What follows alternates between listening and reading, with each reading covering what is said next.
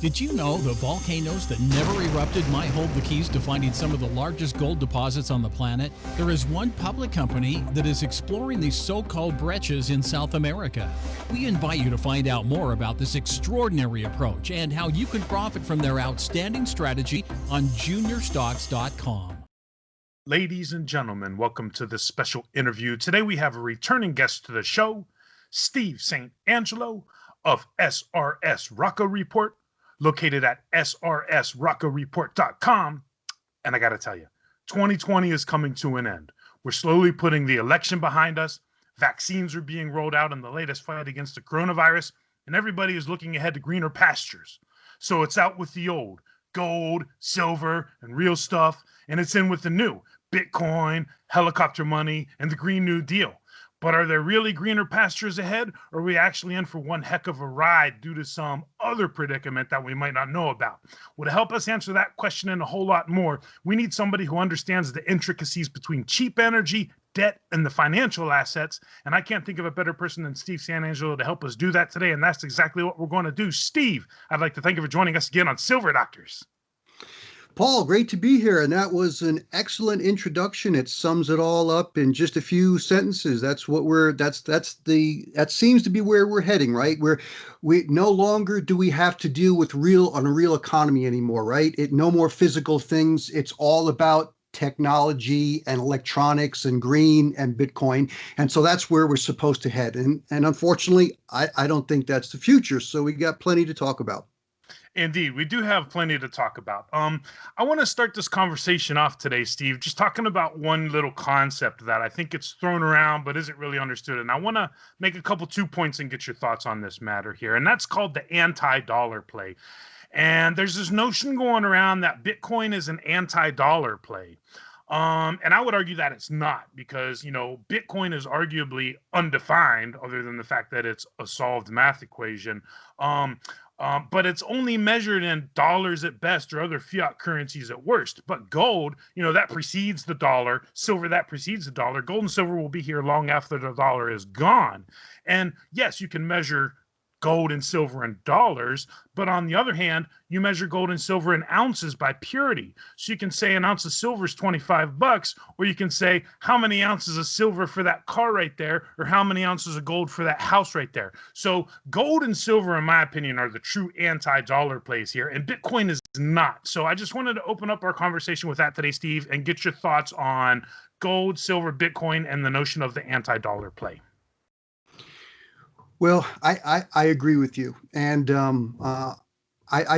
all comes down to the fundamentals. Now, I don't believe a lot of these people who are moving into Bitcoin, they're transitioning out of, let's say, precious metals into Bitcoin. They wouldn't do it if the price was not going up the way it is. That tends to change people. When people see prices move like that, it's like they want to get on board. And then what happens, you lose your fundamental understanding of things. And so you go for the movement, the high of the stock price. It's almost like a drug. So when you see these movements, and I think that's really more of what a lot of the people who get into Bitcoin and cryptos, they really don't care about the cryptos as an alternative currency. When you hear them, when I ask questions about the long-term fundamentals or sustainability of Bitcoin due to several issues, they go, I don't care about that. But I'm there for the trade. And so that's what it really comes down to. It's a trade. So I do think when you look at gold and silver, they've been around for 2,000 years. We tend to think that we don't need those anymore, but we do, because they are a real physical store of value. And again, like you said, how many ounces of silver for a car? If you did want to buy a car with silver, you could walk to that dealership and give them that silver or gold. With Bitcoin, you need an intermediary. You cannot walk into that dealership with a Bitcoin. You have to have a Bitcoin miner to do the transaction. So to me, when they say it's decentralized, I disagree, because you always need something in the middle between the transaction. And that works fine when you've got stable energy and stable systems. But when things break down, and they're starting to break down, you want to be in the real 2,000 plus years stores of value of physical precious metals. hmm Very interesting, and I would agree with you with the whole decentralized thing. And I would take it one step further and liken it to Napster. And we saw what happened to Napster; it essentially got shut down there. I don't know if a lot of people know this, but that brings me into the next topic I want to talk about, Steve, which is like who are the experts? Because I get this all the time. Whenever I write about Bitcoin, whenever I talk to a guest about Bitcoin, it always comes back with, oh, you don't know anything about Bitcoin. You just don't get it. You have no idea about Bitcoin. And I'd like to say this, right? I understand a little bit of math. I've got a bachelor's degree and I've got an associate's of science degree. So I have gone through like calculus and physics and all those things. I think I understand money in that gold and silver. And I'm also a technology expert. After the Army, I went back and got an associate's degree in information systems and security, right? Computer hardware, software, networking, all of these things. And, I've always been an amateur hobbyist and an enthusiast one way or another. So I understand the technological obsolescence of Bitcoin. I understand the technological limitations of Bitcoin.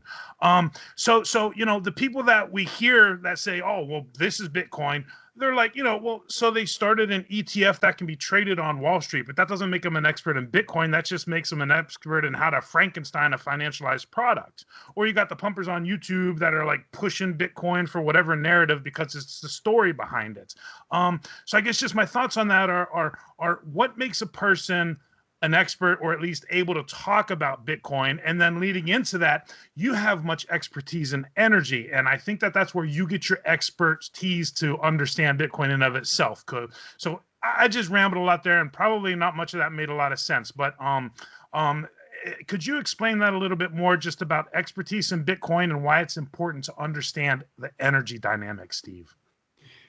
Paul, good. That's an excellent topic, because there's very smart, intelligent people who live outside the outside layer of the onion.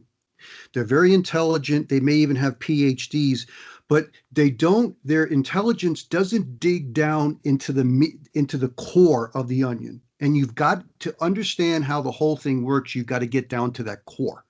You don't have to be a PhD to understand the core. You have to see how everything connects. And that's what I do. And the energy is the number one driver. And I think I sent you a chart, but it comes down to this. And I actually did some research on the supply chain that runs the Bitcoin, because people think Bitcoin is very safe. It's decentralized. You could put a Bitcoin or a partial Bitcoin in a wallet. Well, what are you going to do with it if it's in a wallet? If you don't have a miner to do the transaction to sell the Bitcoin, it's worthless in a wallet if there's no way to do that transaction. And so the thing is, when you understand a Bitcoin miner, it lasts about 2 years, plus or minus, and then it has to be replaced. Now, a banking server lasts 4 years, a Federal Reserve note lasts 8 years on average, and a gold coin lasts about 35 years, and that's just the face value. The face, if it gets worn off, you can remint it. And I've learned that the semiconductors that go into computers or the miners like Bitcoin, the round trip from beginning to end is 25,000 miles. From the beginning of that semiconductor, by the time it gets into the miner, the graphics card, it's 25,000 miles. You can only do that with very efficient, a very efficient global supply chain. As soon as that breaks down, you can no longer make those semiconductors, because the supply chain is just immense.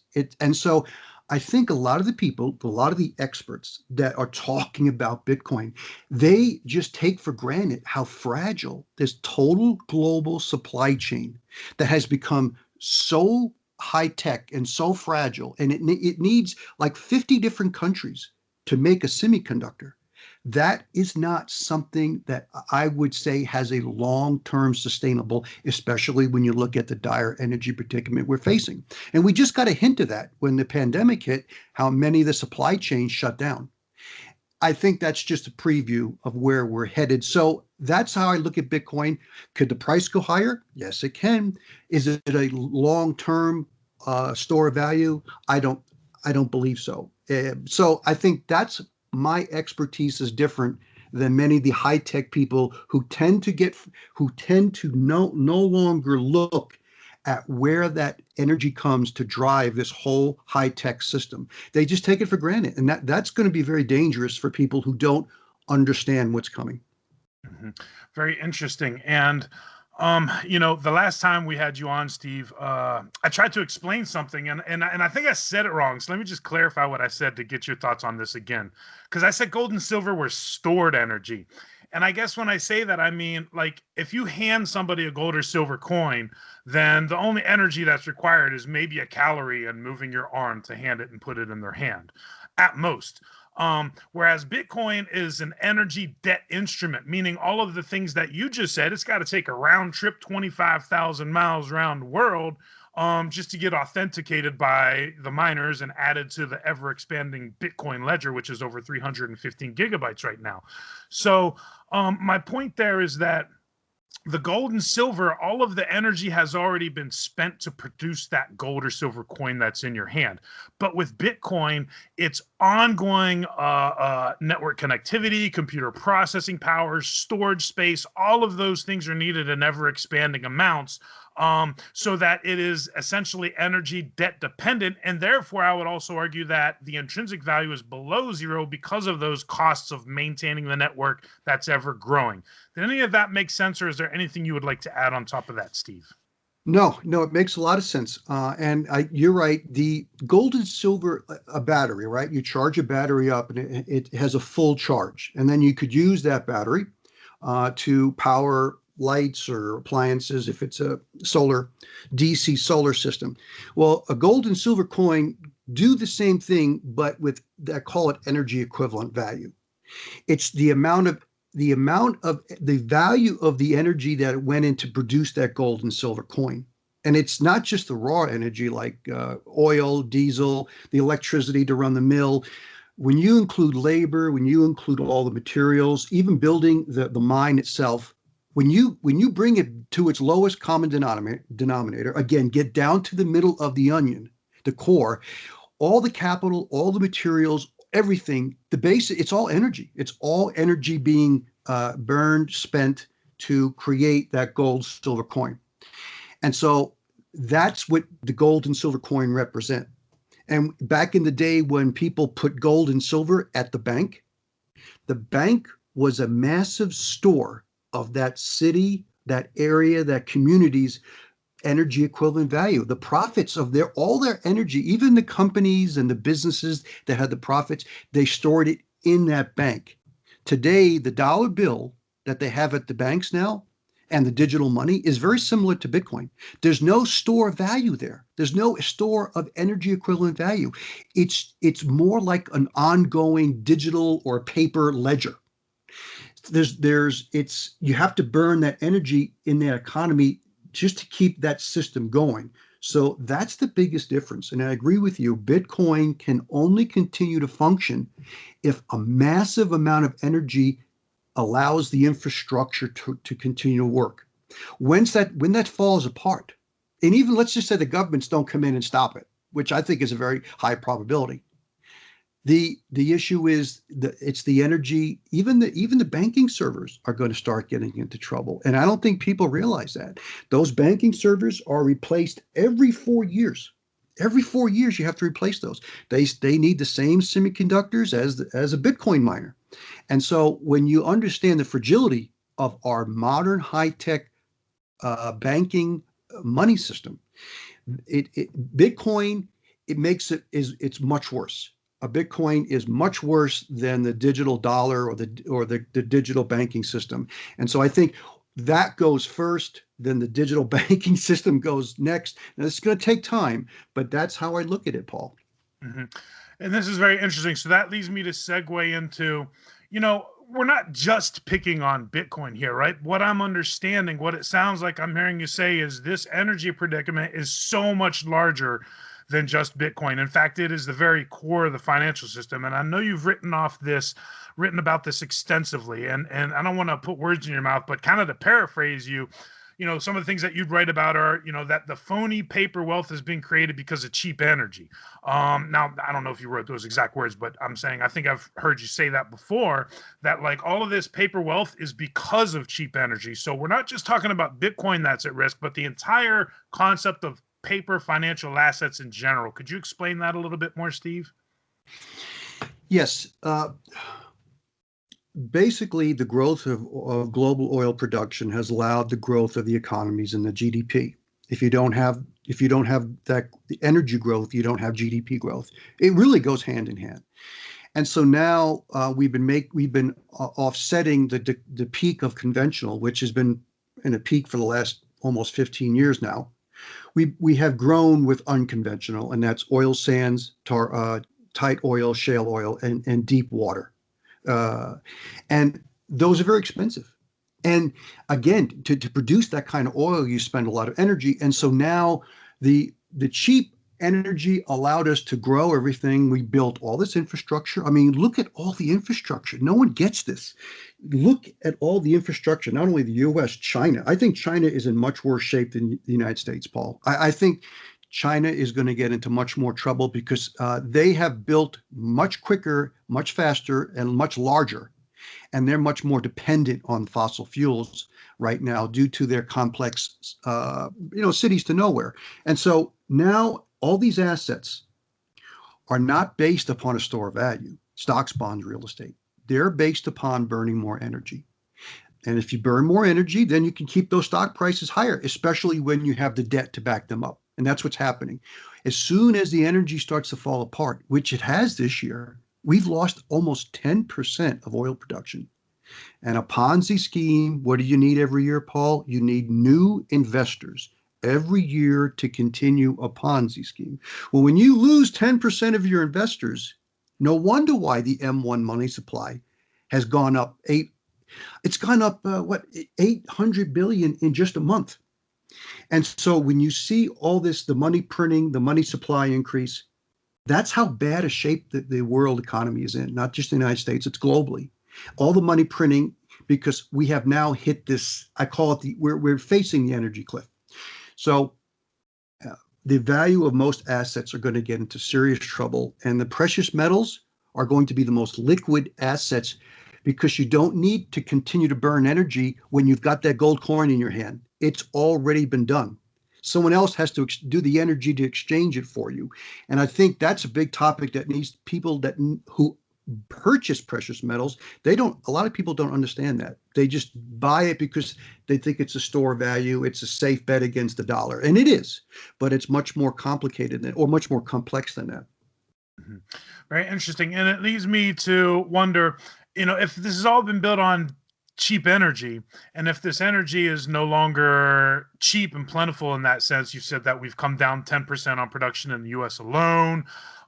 So this makes me wonder, the inflation deflation debate is still going on. And my whole point about this is, we would just, Trump signed the CARES Part 4, whichever it was, on Sunday evening. And my point with that is, the hyperinflation is the path of least resistance. So even though the energy is collapsing, what I'm understanding is that financial assets in theory should collapse along with the plummeting, like the rig counts and the lack of being able to ever produce this energy. But on the other hand, the governments and central banks are going to try to stave off that collapse by just printing and throwing money at the problem. So even though there will be a collapse where the things become worthless, I envision it as a hyperinflationary scenario. How do you see things playing out in the hyperinflation deflation debate, Steve? I think you're right. And I think, you see, the QE that the Fed and other central banks have done, what is that a lot of the QE has gone into asset prices, stocks and the bonds and real estate. Real estate prices in the U.S. especially have gone up. Stocks are at new highs just about, and so that's where the money printing has gone. Now, what they're doing more, they're sending more money to Americans. And I think the Fed is going to get past their digital dollar policy, and that means the Fed can put on their balance sheet. They can have one side a deficit, and the other side would be the asset, a balance where they would send money directly to Americans. that's when we start to get into real inflation, because then Americans will be getting money to purchase things, and then the prices of foods and goods and energy are going to go up. So, but when the energy system starts to come down, the energy cliff starts to reveal its ugly head. We could see inflation, hyperinflation of things that you consume, and deflation of assets that you don't really need. I think that's going to be the kind of scenario. I'm not saying this is a guarantee, but it does make sense. If they're going to print this money and send it to people to try to prop up this economy, keep it from collapsing, then that could be very inflationary, and that could be hyperinflationary. But then the asset prices are going to start to fall apart. So I do think that's a very possible and probable scenario. And Steve, I hate to circle back here, but I just want to circle back because I want to make a point, because you understand the energy limits and the whole like server replacement and stuff like that. You know, I said I'm an amateur computer hobbyist and enthusiast and all this and that. I've been building computers all my adult life, repairing computers and mostly breaking them. But yes, all year long with these global supply chain disruptions, my son's been wanting a new graphics card. You can't get it. The brand new Xbox and PlayStation came out. You can't get it unless you want to pay twice as much on eBay all day long for it. But my point with that is, yes, even on a retail level with like consumer products, there are massive shortages of like, you know, RAM, semiconductor chips, and all of these things that you're talking about there. So I totally see this, and I actually totally feel the brunt of this. When I'm, you know, just living as a dad with a couple kids who are into high tech and computers and stuff like that. So I just wanted to add on, and I started to circle back there, but yes, I totally am seeing this problems with all of this technological hardware and the global supply chain disruptions going forward. So was there anything else you wanted to add on to that? I didn't want to let that thought go by there, Steve. Yeah, I think you know, the world we live in, and I always say this in my interviews: stop using energy for one day and tell me how far you got. Now, I'm not talking about, you know, putting gas in your car. That's just raw energy. You can't do anything in one day that involves burning or using some form of energy. And you start to think about it, you can't get anything done. And so when you understand now what's happened due to this, the change of the world we live in now from the pandemic, people are staying at home. When I have to call people up with my business, whether it's a company, I'm talking with someone who's at home. So what's the lifestyle is changing too, because people are getting deliveries at home, and so now there's more demand for high tech. And so this is an issue too. People want more computers. They want to watch Netflix more. They're not going to go to a movie theater. And so you're seeing more demand for high tech things because people are staying home. They want to be on the computer. And so I think this is kind of the next step. This is when you see a stock have a blow off top. You think it's peaking, and all of a sudden it has a big spike. That, you know, like Bitcoin, that's what this last technology, I think, surge is. And the problem is it takes a lot of energy just to maintain this high tech infrastructure. And what people don't realize too, these people who make the semiconductors, they're not sharing their intellectual property with other companies. And you go back in history, a lot of stuff that was done in ancient times was forgotten, because the people who did it, when the civilization collapsed, like the Roman Empire, people didn't know how to make aqueducts anymore. So when 2 centuries later, when peasants came across these ruined aqueducts, they had no idea what they were. So it's the same thing with the intellectual property of understanding how to manufacture semiconductors is held by such a small minority of people or companies. They're not sharing that information. So when that goes under, it's gone. And I don't think people realize just how fragile that is, Paul. Let's look for other things here, other possibilities here, Steve. Now, I'm first and foremost a proponent of silver. then gold. So gold and silver. And if you want platinum and palladium, that's okay. They're not specifically named in the Constitution, but I'm totally a gold and silver guy, silver bug at heart. But my point is, you used to always hear these things like, well, it's nice to have some fertile land or real estate or something that you can have that's real. But with what we've seen with all of these just edicts and decrees and everything else, it seems like real estate and fertile land, whether it's reparations or who knows what it is, there's a very, very, very high risk with that now. And I'm looking at a copper chart and I'm thinking, like it or not, copper is in fact a currency, right? There's still a tiny, tiny percentage of copper inside of a penny. And I'm thinking that copper is showing us that the signs of inflation have begun, in a sense that at the very most crude sense, copper is a currency. So if a person doesn't have gold or silver available in their area, copper might be something, or just something real. But am I making any sense there? Or talk to us about what this means when it comes to like real things there, Steve. Yeah, and I think this is the when you talk about real things, before the pandemic, commercial real estate was a real thing, right? Insurance companies invested in it, pension plans invested in it. A lot of people invested in commercial real estate because why? Commercial real estate always goes up. Or the commercial real estate market has a cycle, but it's always going to be there. It's always going to expand. You can't go wrong with commercial real estate. Well, I think the commercial real estate market is dead. It's dead. And some small niche areas might be okay for a while, but the commercial real estate market in the US is dead, and it's just going to get worse.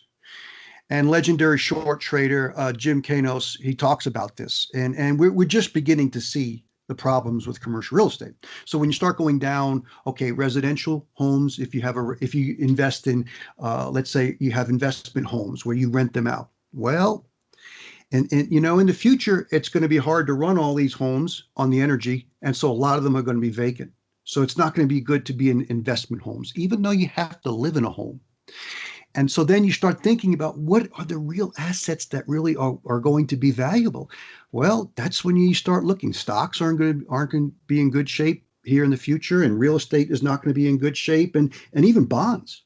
Bonds are going to be, they're in a big bubble too. So yes, could copper be another alternative to gold, silver? Yes. I think short term, it's kind of, I think we're going to see a correction in copper and the copper stocks. Matter of fact, I just went short Freeport McMoran today because it's on the long-term indicators, it's very overvalued. But that doesn't mean that copper won't continue higher next year and onward. But right now, to me, I'm looking at copper on a short-term basis. To me, it's overbought, and as well as the markets. But silver, gold, and even copper. I think copper is going to be a strong asset to own in the future, but it's one of those that would be last on my list.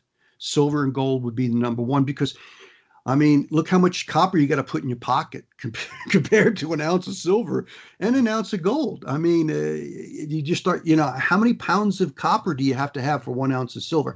So, and that's also after you have your bases of like food, home defense, water storage, like all of those other things covered as well. Yes. I think this is, if you had, when someone says, what's your dream of what you could have? I think the thing is a small, modest home on a little bit of property, and then where you could grow some of your own food. And then having, a place close more to the country. I think, we're seeing an exodus of people from the city to the suburbs. That's what's happening now due to the pandemic. They're worried about more shutdowns and, just city living. What happens, things fall apart, you can't get food. So they're moving out of the cities to the suburbs. Well, I think the next move is going to be to the country.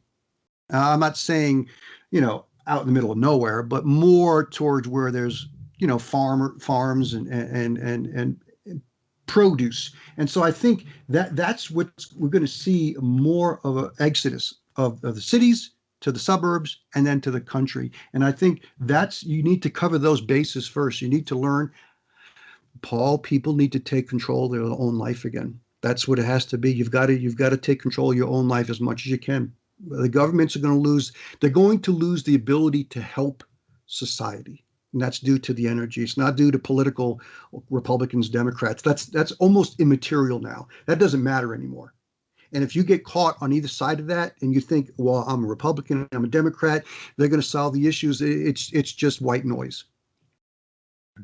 Right now, everybody feels that the issues are getting solved because they keep shoving out these stimulus checks and bailouts and moratorium on evictions and extended unemployment. So everybody seems to think that the government's got this under control, but that can only last for so long, if I'm understanding that right. Well, it really comes to, I mean, the United States has lost 2 million barrels a day of oil production. It's gone, and it's never going to come back. That was a one-time get out of jail free card. And so we had the 2008-2009 financial crisis. We lowered interest rates to zero. We allowed shale to come on because that's the only way it would work. And we had a big boom. We added over 8 million barrels a day of just conventional, shale oil production. That's just then there's the natural gas liquids. People don't realize this. The United States produces 5 million barrels a day of natural gas liquids. That's a lot. That's what you add that on top of the 8 million barrels a day. And so we're producing a lot of this liquid energy. But that's good. That's like a gold rush, the California gold rush, the boom and the bust. Now the bust is set in. When that starts to really fall apart over the next 5 to 10 years, it's not going to come back. And so then how do you run everything? And so I think I think this is the issue that most people don't realize, Paul. And this is the problem. I'm a precious metal person. I'm a energy person. I'm a finance guy. I'm in real estate. I'm a tech guy. No, you're not. That's a specialty. You all consume energy, because the funniest thing I saw during the pandemic, they had 5 analysts talking about the economy back in March and April, and one guy said, "You know what? I could care less about energy because it only makes 2% of the S&P." That's what he said. Well, if it isn't that 2%, then you'll have no S&P. And I think that's the problem that all these specialists tend to forget. And so I try to bring that back to the forefront. When you understand energy, then you understand why it's so important to be in precious metals and to take control back of your life, because a lot of the government will not be able to do that once energy becomes really problematic. It's like what happened to the Roman Empire, Paul. When it collapsed, so did the value of all the real estate in Rome. So it just fell apart. And then a lot of the wealthy took their wealth they could, and then we had the castles, right? Then you had the feudal living for 1,000 years until we had the new Renaissance in the 1400. So for about 1,000 years, people were living, basically they were serfs. Most of them were serfs working for their local feudal ruler, and that's unfortunately where we're going to head back towards. So Steve here, everybody talks about kicking the can down the road, and someday we're going to have to deal with that. But it seems like these days are just getting closer and closer, and the day of reckoning is getting closer. So just this last question here, Steve, is, as we finish out 2020, which I've been calling the year of no surprises, and we enter 2021, what is on your radar the most? A lot of people have been holding hope. I'm indifferent one way or another, but a lot of people have still been focused on this election. A lot of people are focused on, the vaccine rollout and the pandemic, or the lockdowns and the shutdowns. Just like as we finish the year and begin the new year, what's the one thing that's on your radar, or a couple things that are on your radar the most here, Steve? The one thing that's on my radar, Paul, is the underlying fundamentals continue to disintegrate. Like you talked about in the middle of the interview, you were talking about how a lot of Americans, I think it's like 15, 16, or even 20 million Americans, will be, if they don't get any more assistance, they're going to have to leave their homes in their rental, their apartments. And so this is the issue. That hasn't changed. And so when you get all these eviction notices and all that, you've seen the food lines, they haven't gone away. These massive food lines, they're still there. So the fundamentals are continuing to disintegrate. And I think what happens quarter one, quarter two, possibly quarter three, this is going to end. This is really going to impact the stock market and the economy, even if they start pumping in money. And so I think that's the number one thing I'm looking at. I believe the big curveball that's coming is that a lot of these things in the commercial real estate market. I mean, did you see Greyhound? Greyhound is like down, Greyhound bus is down 80%. The Greyhound bus lines, that's dead for now. There's so many dead industries that people don't realize that they haven't even looked at all of them. I think that's the number one thing. It's going to be kind of like Wile E. Coyote. He's gone. He's chasing the road runner. He's over the cliff. He's sitting there and he's putting his hands to feel where the ground is. That's going to be 2021. And I think that's what we need to be prepared for. And I think that's the time we're going to see another big surge in interest in precious metals. I think we're going to see record precious metal buying either in 2021 or 2022. We have to remember, Paul, and I wrote an article about this. Investment demand for silver, that's ETF and physical, comprised 75% of global mine supply. Yeah. It's never been that high. And so when you understand that, well, is that a one-off? No, because I did a chart. Before we go, I want to say this. I have this chart here, and this is very important to understand the precious metal investing. The amount of precious metals investing before, 10 years before the financial crisis, 2008, from 1999 to 2008, it was about 4,000 metric tons of gold, 15,000 metric tons of silver. After the financial crisis, it's 18,000, almost 19,000 metric tons of gold, 71,000 metric tons of silver. Wow. So we're seeing a huge increase, and even though it's fluctuated, I think it's going to we're going to see even more buying. And when that happens, that's when we're going to see silver break above 35 and 50 again, because that's people, the light bulb's going to go off, and more investors are going to realize that's the real investments to be in, not bonds or stocks or real estate. And it won't take much, 1%, 0.5% to do that. Mm-hmm. Indeed, I would agree with all of those things there. And Steve, we really appreciate all your work, and you're great being a contributor with Silver Doctors here, and you do great public articles. But you've also recently switched up your website, and you produce the greatest articles with charts, and not just one chart and a few lines, but going through this chart and why that chart has implications here and why this chart has implications there. So just final question here, Steve, just what are the changes you've done at SRSrocco Report, and how can readers take advantage of the new website overhaul? Thanks, Paul. Yes, we still have public articles. It's sometimes 1 or 2 a week, but now I have silver and gold members. Silver members, we put out a lot of basic information, regular information. The gold members, I do a lot more analysis on stocks and I call it advanced charting. And we're going to get into a trade alert, because even as time goes on, the systems don't break down overnight. And so I think I'm learning how, if you're going to invest in a silver miner or a gold miner or whatever, if you're going to do that, you should understand what are the better levels to get in. You don't want to get in when it's at a high cycle. You want to get in when it's at a low if you're going to invest in it for a while. Or if you think you want to short it, you want to get in when it's at a high, not a low. So we're looking to do that service next year. But I think what people need to understand, and this is important, I do see silver getting into new highs, hitting 30, 35.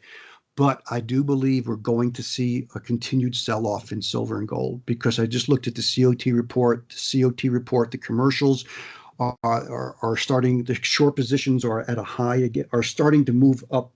And when we see a correction in the market, Paul, which is coming, we're going to see a major correction in the broader markets, because the dumb money confidence level is 85.